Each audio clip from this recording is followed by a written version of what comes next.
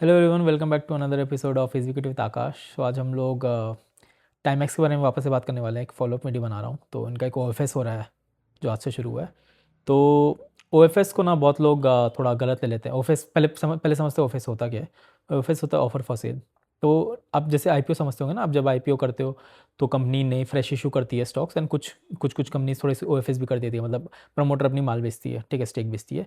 तो अभी तो आईपीओ हो नहीं रहा, कंपनी तो लिस्टेड है, तो उसके बाद भी ओएफएस कर सकते हैं। तो ये लोग क्या कर रहे हैं, ओएफएस कर रहे हैं बेसिकली 4.5% करीब करीब 4.47% काइंड ऑफ डाइल्यूट कर रहे हैं, मार्केट में बेच रहे हैं।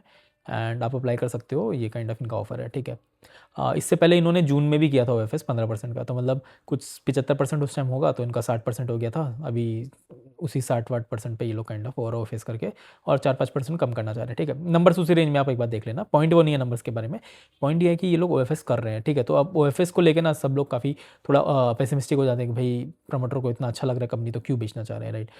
तो अब इसके दो एस्पेक्ट है, हो सकती है कि कंपनी माल बेच के चिपका रही है, या फिर मतलब जेन्युइनली बेच रही हो, कुछ काम होगा वगैरह, मतलब आप दोनों तरीके से इसको ले सकते हो, राइट। बट आप इसको अभी पहले नंबर्स के टर्म से समझो कि अभी लास्ट 3-4 क्वार्टर से इनका क्या हो रहा है ना, स्पेसिफिकली 3 क्वार्टर से 40-50% की ग्रोथ आ रही है सेल्स में, ठीक है। अब इसका जो कंपेटिटर है इथॉस, वो प्रीमियम सेगमेंट में वर्क करता है, वो 25-30% दोनों दोनों वॉचेस के बिजनेस में वो 25% करीब से ग्रो कर रहा है। तो फास्टेस्ट ग्रोइंग प्लेयर तो अभी अपना ये टाइम करीब करीब चल रहा है, ठीक है। एंड उसके बाद भी देखो, जो लास्ट ओएफएस आई थी ना, वो 175 के रेट में आई थी। एंड उसके बाद तो स्टॉक कुछ 400 से पहुंच गया था, 350-400, राइट।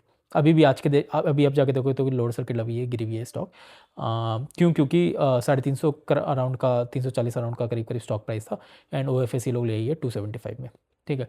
तो अब क्या है कि ना, मतलब ऐसा समझो कि कहीं पे 275 में मिल रहा है, मतलब मार्केट में अपनी ये जो भी है प्रोमोटर 275 में बेच रही है, एंड आपको मिल रही है 350 में, तो आप क्यों लेना चाहोगे 350 में? आप तो जाके ऑफिस में खरीद लोगे, राइट।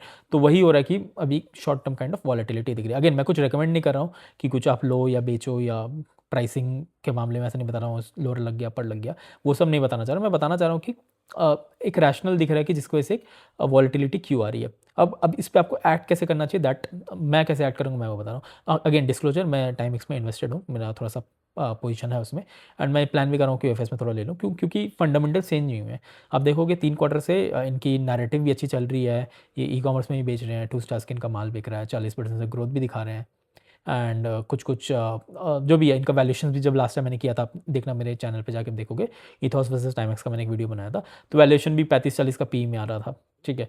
तो फॉरवर्ड पी में ग्रोथ भी मुझे करीब करीब मिल रही है 40% की, तो मुझे तो डील काफ़ी अच्छा लग रहा है। ऊपर से जब अपनी जो भी ये प्रमोटर्स लोग आके अपना ऑफिस निकाल रहे हैं, थोड़ा सस्ता में मिल रहा है, तो मैं ऐड करना चाहूँगा, प्रोवाइडेड कि अच्छी कंपनी है, और मे भी हो सकता है कि मैं आगे जाके और भी ऐड कर लूँ, अगर ऐसा ग्रोथ कंटेंट रहे, कंटिन्यू रहे। तो ये काइंड ऑफ मेरा एक काइंड ऑफ मोटिव हो जाता है। एंड हाँ, ओ क्यों इस सिचुएशन में ख़राब नहीं, क्योंकि ना ओवरऑल नंबर्स अच्छे हैं। एंड हो सकता है ना, आप खुद सोचो कि जो भी प्रमोटर ने कंपनी बनाई है, तो जो भी 3-3.5 हज़ार की मार्केट कैप है, अब ऐसा नहीं है कि ना कि वो उनके पास लिक्विड कैश है, वो उसको खर्च कर सकते हैं, राइट। तो ओएफएस एक उनके लिए एक लिक्विडिटी इवेंट है, वो पैसा ला रहे हैं, बेच रहे हैं, मतलब माल निकाल रहे हैं, पैसा मिल रहा है उनके पास, वो इन्जॉय करेंगे, इतना बड़ा बड़ा कंपनी उन्होंने बताया। तो ज़रूरी नहीं है कि ओएफएस हमेशा ख़राब ही हो या अच्छा ही हो, पर्सपेक्टिव आपको समझना पड़ता है क्या होता है। अब इसके बाद हो सकता है, लेट से मैं एग्जांपल दे रहा हूँ, आई मीन अगेन मैं पूरे सिनेरियो में कुछ कहीं रेकमेंड नहीं कर रहा हूँ या किसी चीज़ को मैं स्पॉन्सर नहीं कर रहा हूँ, मैं बता रहा हूँ मेरा माइंडसेट क्या। अब हो सकता है कि नेक्स्ट क्वार्टर में दो चीज़ें हो सकती हैं, तो नंबर बहुत अच्छे आ जाए, खराब आ जाए।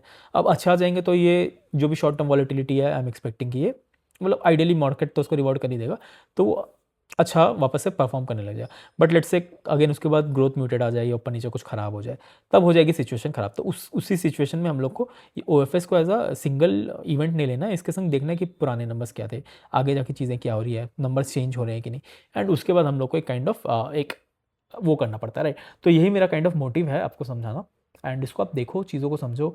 एंड फंडामेंटली बिजनेस में कुछ चेंज नहीं हुआ है, तो आप जाके मेरे पुरानी वीडियोस भी देखो, टाइमैक्स वर्सेस इथॉक्स, बिजनेस को समझो क्या चीज़ें चल रही है, देन उसके बाद आप मेकअप करो माइंड, फाइनेंशियल एडवाइजर से आप कंसल्ट कर लो।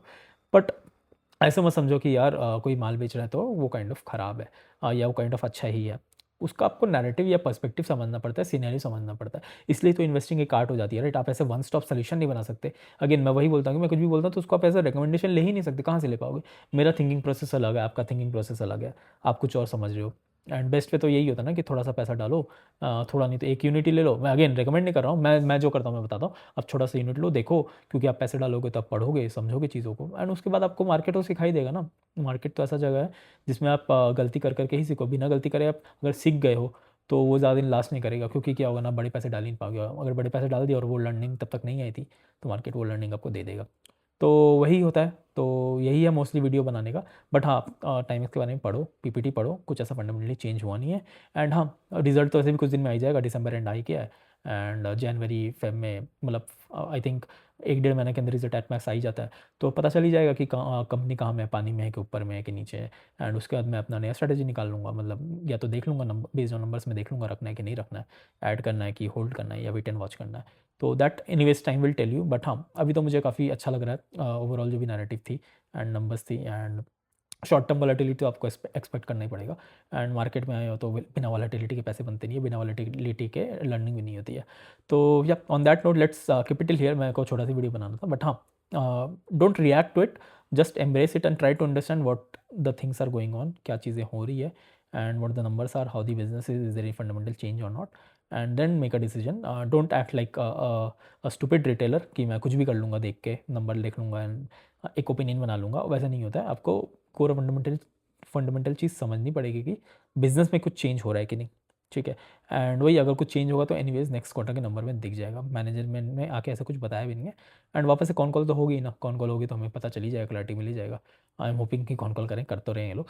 बट हाँ, तो ठीक है, चलिए यहीं तक रखते हैं। And I wish you every one happy new year. New year भी आने वाला है। And yeah I see in the next video, bye.